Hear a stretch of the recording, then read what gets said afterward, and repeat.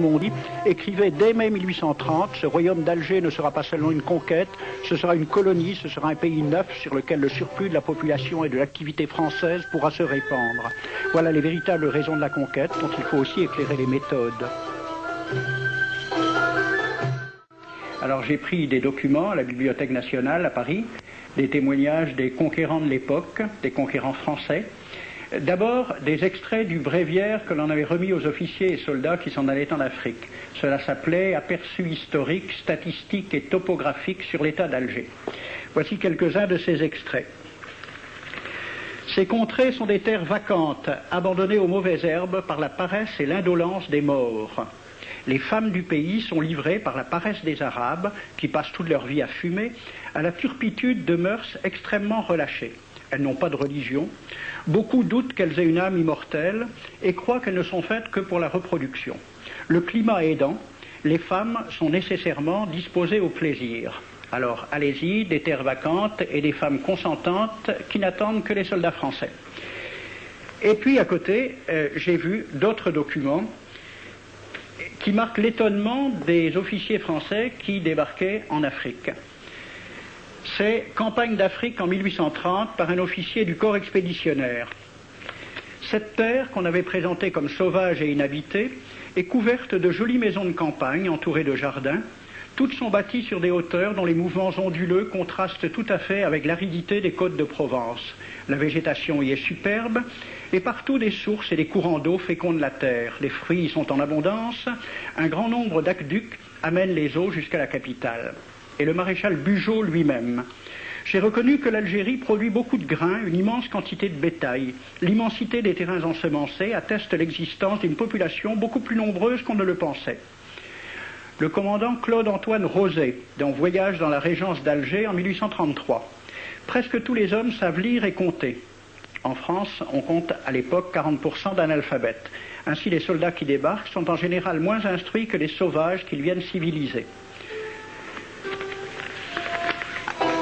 Le ministre de la guerre de l'époque, qui s'appelait Girard, il faut se résigner à refouler au loin, à exterminer même la population indigène. Le ravage, l'incendie, la ruine de l'agriculture sont peut-être les seuls moyens d'établir solidement notre domination.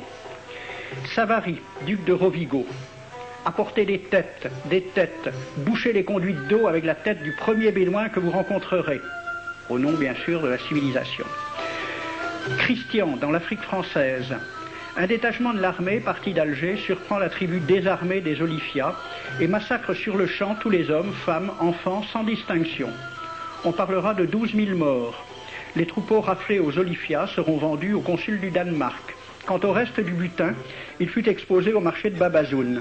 On y voyait des bracelets de femmes, encore attachés à des poignets coupés, et des boucles d'oreilles pendant à des lambeaux de chair, au nom de la civilisation. Le colonel François de Montagnac. Selon moi, toutes les populations qui n'acceptent pas nos conditions doivent être rasées. Tout doit être pris, saccagé, sans distinction d'âge et de sexe. L'herbe ne doit plus pousser là où l'armée française a mis le pied. Saint-Arnaud, il était commandant et c'était aussi un mari très attentionné. Il écrit à sa femme « Chère Louise, je suis bivouaqué par une chaleur de 40 degrés au milieu de 20 villages superbes qui ne se sont jamais bien soumis. Je leur ai donné jusqu'à ce soir pour payer les impôts et les amendes que je leur inflige. S'ils ne s'exécutent pas, j'enverrai 3 colonnes brûler tout. » En juin 1845, la tribu des Ouled Riha, chassée de ses douars par les détachements incendiaires du colonel Pélissier, se réfugie dans des grottes de montagne. Ordre du maréchal Bugeaud. Si ces gredins se retirent dans leurs cavernes, imitez Cavaignac aux Béha, fumez-les à outrance comme des renards. Voici le récit d'un témoin, français bien sûr. Voir au milieu de la nuit, à la faveur de la lune, un corps de troupes françaises occupé à entretenir un feu infernal. Entendre les sourds gémissements des hommes, des femmes, des enfants et des animaux, le craquement des rochers calcinés s'écroulant. Le matin, quand on chercha à dégager l'entrée des cavernes, gisaient des bœufs, des ânes, des moutons. Parmi les animaux, entassés sous eux, on trouvait des hommes, des femmes, des enfants. J'ai vu un homme mort, le genou à terre, la main crispée sur la corne d'un bœuf. Devant lui était une femme tenant son enfant dans ses bras. Cet homme avait été asphyxié au moment où il cherchait à préserver sa famille de la rage de cet animal. On a compté 760 cadavres. Le 8 mai 1845, Saint-Arnaud découvre 500 Algériens qui s'abritent dans une grotte entre Ténès et Mostaganem. Saint-Arnaud ordonne à ses soldats de les emmurer vivants. Il écrit « Je fais boucher hermétiquement toutes les issues et je fais un vaste cimetière. La terre couvrira à jamais les cadavres de ces fanatiques. » C'est à peu près ce qu'ont dit les Allemands en massacrant le village d'Oradour-sur-Glane. Montagnac, toujours lui, le colonel. Voilà comment il faut faire la guerre aux Arabes. Tuer tous les hommes jusqu'à l'âge de 15 ans. Prendre toutes les femmes et les enfants. Vous me demandez ce que nous faisons des femmes que nous prenons? On en garde quelques-unes comme otages. Les autres sont échangées contre des chevaux et le reste est vendu à l'enchère comme bête de somme. Toujours au nom de la civilisation. Nous rapportons un plein baril d'oreilles récolté pair à pair sur les prisonniers. Il contient même celle d'un de nos 58 gendarmes morts de maladie. 2 pièces de 100 sous ne sont pas à dédaigner. Le maréchal Soult, ministre de la guerre, répondant à des questions à la Chambre des députés. En Europe, un tel acte serait horrible et détestable. En Afrique, c'est la guerre même. C'est la guerre même, c'est du moins ce que dit le ministre français, mais en face, voici un décret pris par l'émir des Arabes, l'émir Abdelkader. Tout Arabe qui amènera vivant un soldat français recevra pour récompense la somme de 8 douros.